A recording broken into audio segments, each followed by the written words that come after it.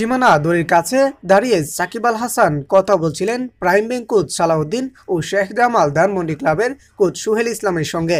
এ সময় হঠাৎ এক দর্শক ছবি সেলফি তুলতে এলেই ঘটে এই ঘটনাটি। আজ ফতুল্লার খান সাহেব ওসমান আলী স্টেডিয়ামে ঢাকা প্রিমিয়ার লিগের ডিপিএল সুপার লিগ চলছে প্রাইম ব্যাংক ও শেখ জামাল ধানমন্ডি ক্লাবের। 9টায় টস হওয়ার কথা থাকলেও নির্ধারিত সময়ে হয়নি। গতরাতে বৃষ্টি হওয়ায় আউটফিল্ড ভেজা থাকায় দেরিতে টস হয়। টসের 20 মিনিট আগে ঘটে এই ঘটনা। তখন দুই কোচ সালাউদ্দিন ও মোহাম্মদ সোহেল রানার সঙ্গে কথা বলছিলেন সাকিব আল হাসান। বোলিং কৌশল নিয়েই যে কথা বলছিলেন বাংলাদেশের তারকা অলরাউন্ডারের অ্যাকশন দেখেই বোঝা গেছে।